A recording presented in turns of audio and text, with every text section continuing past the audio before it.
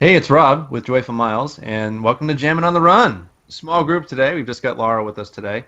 But we're talking about some good stuff today, and stuff that I think is pretty timely to everything going on. The Olympics, right?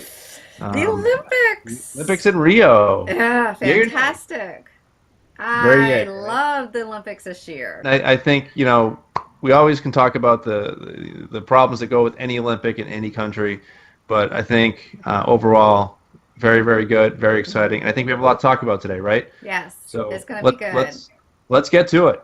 Let's go.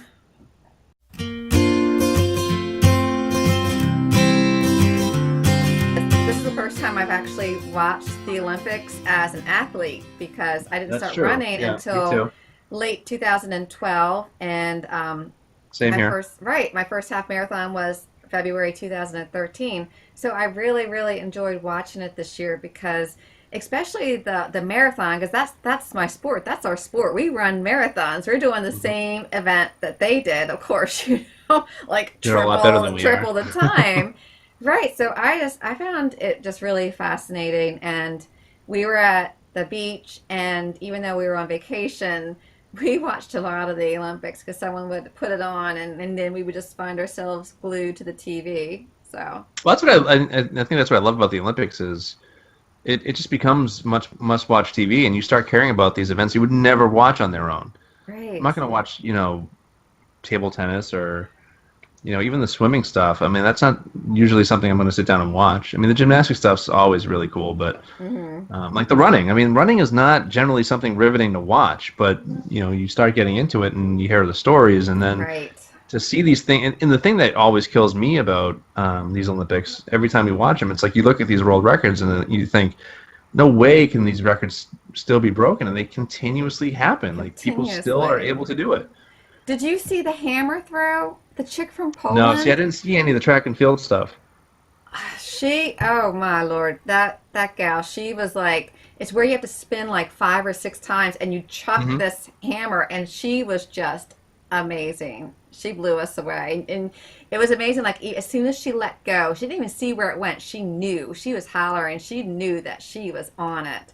Yeah, and kayaking. I just started kayaking this summer, so I was Hmm. watching all the kayaking events, and I tell you what, those girls, their arms were Hmm. just mwah, beautiful, beautiful. But no, it was the marathon that I found, particularly the best, and I wanted to know more. When I was listening to it, I had a hard time hearing the commentary because there's so much other noise. I wanted to know what was in their bottles that they were giving out. What they ate that morning, their hydration. Like I The know thing that Mary, scared, I mean, the thing if I'm not mistaken, they only had 7 hydration stops on the marathon. was that counting the water stations though, or their individual bottles? I should look that up. It wasn't. I thought they said they only had 7 water stops. Wow. Wow. And I know I was Which, watching the women's marathon, and I saw one of the leaders, she missed her bottle. yeah, And, yep. if we miss our goo when we're running, well, suck it up. But it's beyond crucial for them. And what Let me see also if I can find it.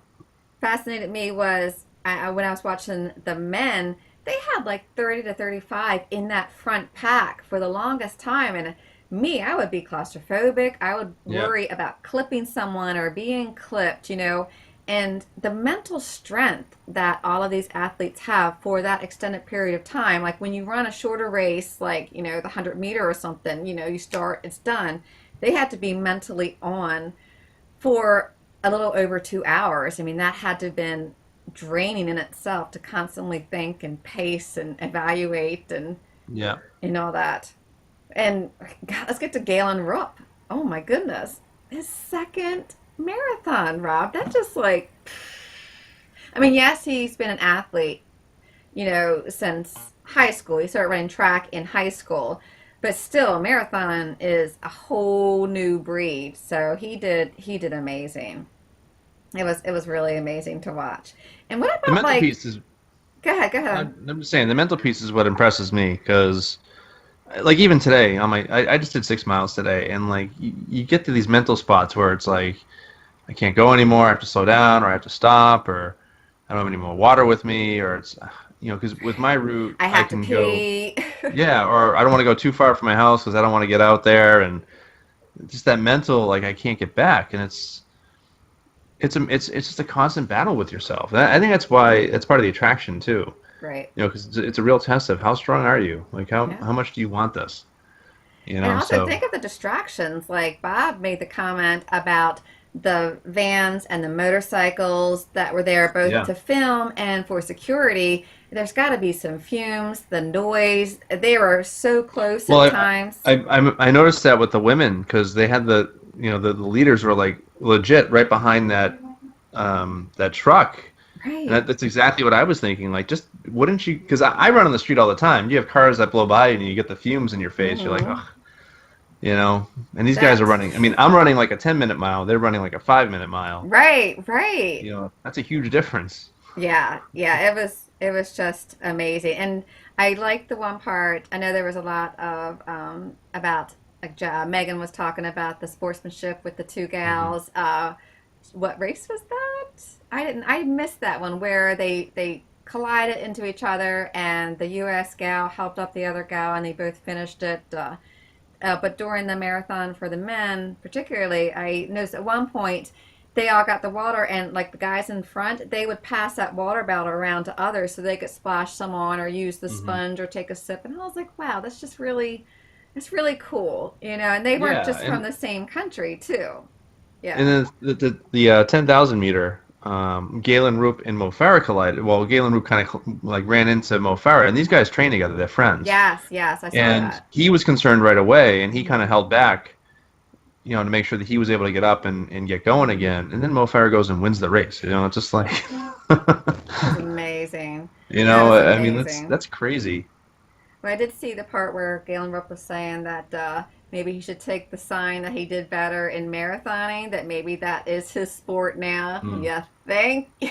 Second marathon, you're getting the bronze in the freaking Olympics. That was just amazing. Oh, and oh gosh, I'm going to say this wrong. The other American guy, Keflenji, the one who did the push-ups after the finish, he Yeah, I came know he's in, on. tripped because it was very wet, and then he started doing push-ups. That was just really cool.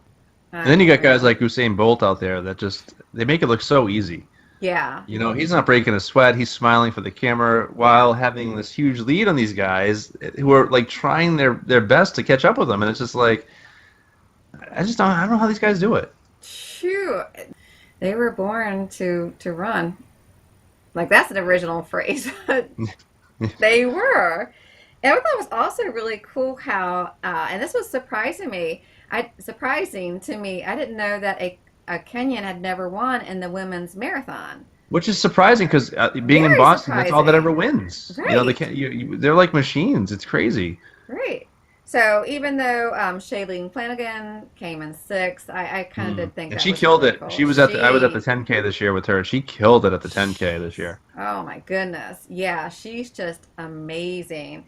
And it was really cool how Desiree Linden too. She fell so far behind and then she Yeah. ended up making up a lot of ground and Well, that was the maybe thing. That was what was exciting to, like for me because, you know, to see that distance that she had for such a long time and she closed that gap at the end. It was like that. That's dedication. Because I mean, right. you get to a point where you know you're not going to win, you're not going to place, you know, whatever. Do you kind of hold back a little bit? But she just Mhm. they kind of drove her a little bit more to Yeah. try to catch up to everybody. That was a those. I mean, and again, the Olympics being what it is, we watch the marathon every year, but it's more of like it's a day drinking event here in Boston. You know, it's kind of like you're kind of watching it, but you're partying at the same time. You get the Red Sox on at the same time. Right. This was actually the first time I sat and watched like an Olympic marathon, and it was riveting. Yeah. And Yeah. the thing that I thought was the most difficult was the course, because usually Hmm. when you have like a marathon course, it's like a closed loop. Yeah. This the this one you had to kind of run along the shore, and then it was a back and forth. Like you had to do it like 6 times. Hmm. Again, you talk Right. about the mental aspect of it. That is the other part that I kind of struggle with is the routes. Is like sometimes you get it in your head. It's like, oh my god, I've got to do this how many more times? Right. And the men had it a little easier. Although they had high humidity, at least it was cooler for the men Well, that than was the really hot. women. Yeah, the women's it was really hot that day. Right. It was like 80 Right. degrees or something when they started. Right. Did you see the people trying to run onto the course for the leaders? The one like was trying to run after the Kenyan for the women's marathon, and then the security came and quickly, did the old water boy tackle and got him off. Oh, I think I missed that. Yeah, yeah, that was near the end. That was near the end. Hmm. I didn't see anything. I think I noticed more security then for the men's. I can't be sure, but it kind of looked like there was more. But I couldn't Hmm. remember how many there was for the women's because I wasn't paying attention because I didn't see, I didn't know some idiot was going to run out onto the course. But yeah, I just and then, well, getting back to Desiree Linden, I was a little worried for her when she was in the lead because it just seems like whoever is in the lead does not end up being in the lead, No, by and the that's the end of other the thing. race. There's that element to it. It's that gamesmanship where you're kind of toying with your opponents. You're kind of lulling them into that false sense of security, Hmm. and they get to a point, and then you just blow by them. And it's like, Right. at what point do you make that push? That's what was so exciting when I was watching the 10K because you could tell, these guys were ramping up to something bigger, and they got to like, I think it was like just about mile 4, and it just became a completely different race, and it was just Hmm. like True. I could never do that. No. I try to get negative splits as it is difficult, and these guys are already running, like I said, 5 6 minute miles, and then they just Right. turn on the jets and just go, and it's just like, It was amusing watching the people who were trying to run on the sidelines on like that one trail. They were yeah, either biking or trying to run to keep up with them for a yeah, while. And I yeah. did see the one part where you're talking about kicking in when Kapoji, and I'm sorry I'm saying that wrong. It's actually very late when we're filming here. But he tossed his hat and he threw it into the stands, and a cyclist actually caught the hat, and he was all like, Mm. "Yeah, yeah!"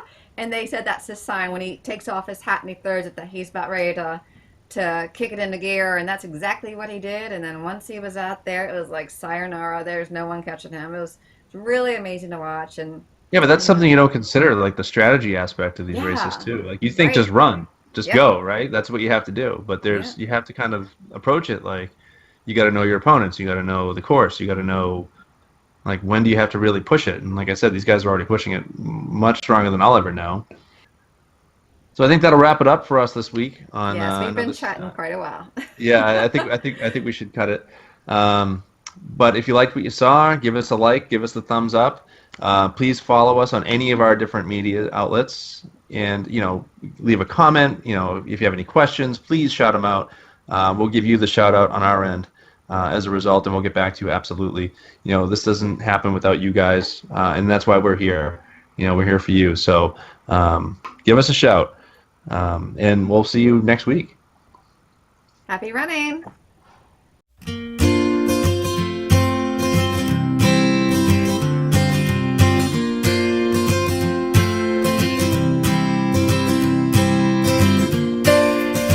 So I think we've been talking for long enough. I think we should end it Yes. here. And if I'm See, now telling I'm thinking you. about it. I'm telling you, it's Now I'm hard. thinking about it. Right? Right? Now you guys understand right? We're gonna have to put like the little explicit logo on there and everything we do.